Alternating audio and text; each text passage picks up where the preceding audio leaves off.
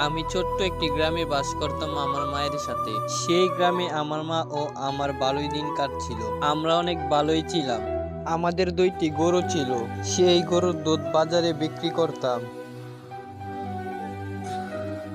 দুধ বিক্রি করে ভালোই কিছু টাকা পেতাম। আর সেই টাকা দিয়ে আমরা 3 বেলা ভালোভাবে খেয়ে পরে যেতাম।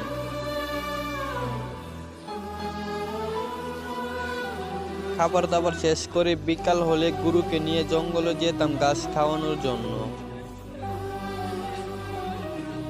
গরুকে জঙ্গলের মাঠে ছেড়ে দিতাম ঘাস খাওয়ার জন্য। আর আমি গাছের ছায়ার নিচে বসে বিশ্রাম নিতাম।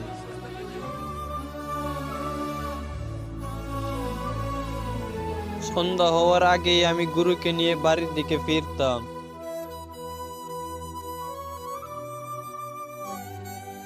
এই রকম ভাবেই কাটছিল আমাদের দিনগুলো।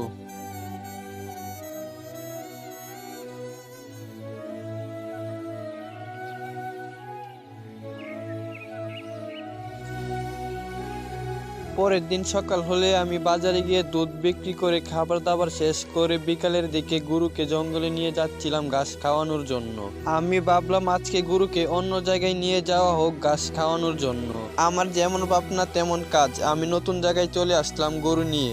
জায়গাটি অনেক সুন্দর ছিল। আমি গরুকে ঘাস খাওয়ার জন্য ছেড়ে দিয়ে বসে বিশ্রাম নিচ্ছিলাম। আমার নতুন জায়গায় অনেক ভালোই লাগছিল। জায়গাটি অনেক সুন্দর ছিল। পাশে ছিল ঝর্ণা, নানা রকম প্রজাপতি উঠছিল, গাছ থেকে ফুল ফুটছিল। এইসব দেখে আমার অনেক ভালোই লাগছিল। আরো নানা রকম ফুলের সুবাস আসছিল।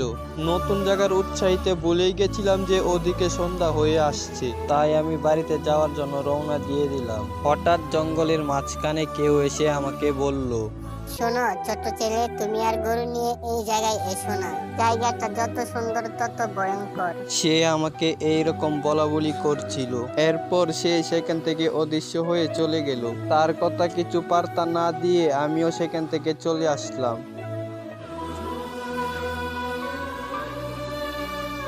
আমি বাড়িতে এসে গুরুকে বাইরে রেখে ঘুমাতে চলে গেলাম। আর আমি গভীর ঘুমিয়ে পড়েছিলাম।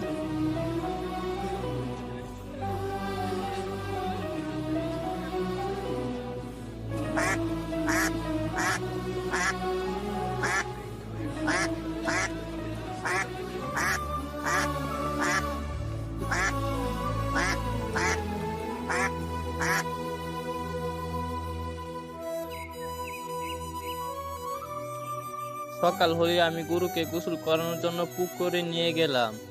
আমি 2টি গরুকে ভালো করে গোসল করাচ্ছিলাম।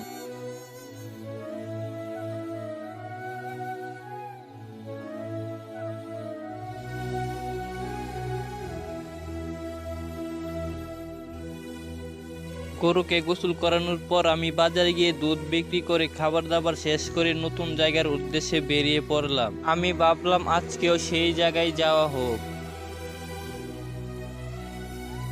আমি আজকেও গরু নিয়ে সেই জায়গায় চলে আসলাম। আমি সেখানে বসে বসে ক্লান্ত হচ্ছিলাম। আমি ভাবলাম এত সুন্দর জায়গা, যেহেতু আশেপাশে অনেক সুন্দর জায়গা আছে, আমি একটু ঘুরে আসি। আমার যেই ভাবনা সেই কাজ। আমি চলে আসলাম নদীর পাড়ে।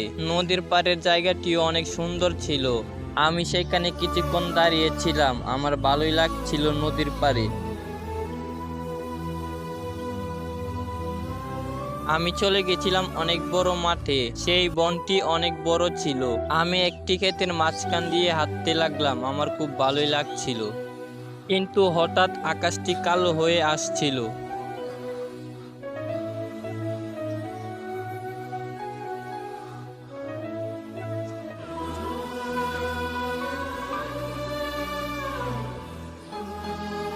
অনেক জোরে জোরে বিদ্যুৎ চমকাচ্ছিল এবং কি বাতাসও হচ্ছিল। এই সব দেখে আমার অনেক ভয় করছিল। কিন্তু হঠাৎ আমার গরুর কথা মনে পড়ে গেল। তাই আমি গরুর কাছে যেতে দৌড়াতে লাগলাম। আমি সেইখানে পৌঁছে দেখলাম সেই জায়গায় আমার একটি গরুও নেই। আমি সেইখানে খুব চিন্তায় পড়ে গেলাম। আমি ভাবতে পারছিলাম না যে আমার গরু 2টা কোথায় গেছে। আর ওইদিকে আকাশ আরো ভয়ঙ্করভাবে কালো হয়ে আসছিল। আকাশের ওই রকম অবস্থা দেখে আমি ভাবলাম গরু দুইটিকে তাড়াতাড়ি খুঁজে বের করতে হবে। আমি চলে গেলাম গরু দুইটিকে খোঁজার জন্য। আমি গভীর জঙ্গলে গিয়ে দেখলাম গরু দুইটি সেখানে ঘাস খাচ্ছিল। গরু দুইটিকে দেখে আমি অনেকটা শান্তি পেয়েছিলাম। দুইটি গরুই ভালোভাবে সুস্থ ছিল। দুইটি গরুকে দেখে আমার অনেক ভালোই লাগছিল, কারণ দুইটি গরুকেই আমি কম সময়ে পেয়ে গেলাম। আর ওইদিকে আকাশে বিদ্যুৎ চমকাচ্ছিল, বৃষ্টি মনে হয় নেমে যাবে বলে। যেমন কথা তেমন বৃষ্টি, অনেক জোরে বৃষ্টি হচ্ছিল। আমি ভাবলাম এই বৃষ্টির মাঝে জঙ্গলে থেকে লাভ নেই, আমি বরং গরুকে নিয়ে বাড়িতে চলে যাই। তাই আমি গরুকে নিয়ে বাড়িতে যাওয়ার জন্য রওনা দিলাম। তো হঠাৎ আমাদের সামনে কিছু একটা চলে আসলো। সেটা আমাদেরকে দেখে সে মাটি থেকে উঠছিল। তাকে দেখে আমার অনেকটা ভয় করছিল। যেই না সে উঠলো তখনই একটি নীল রশ্মি এসে তার উপরে পড়লো। আর আমি দেখলাম যেই লোকটি আমাকে নিষেধ করেছিল সেই লোকটি আজকে আমাকে বাঁচিয়েছে। সে আমায় বলল, তোমাকে না নিষেধ করেছিলাম এখানে না আসতে? আজকে আমি সময় মতো না আসলে তোমাকে ও মেরে ফেলতো। এরপর লোকটি আমায় বলল আমি যেন এখানে আর না আসি। এই রকম বলে লোকটি সেখান থেকে অদৃশ্য হয়ে চলে গেল। আর আমি বয়ে বয়ে গরু নিয়ে বাড়ির দিকে চলে আসলাম। আর আমি তাড়াতাড়ি করে বাড়িতে এসে মাকে সব ঘটনা খুলে বললাম। তখন আমার মা আমাকে বলল আমি যেন গরু নিয়ে জঙ্গলের দিকে না যাই।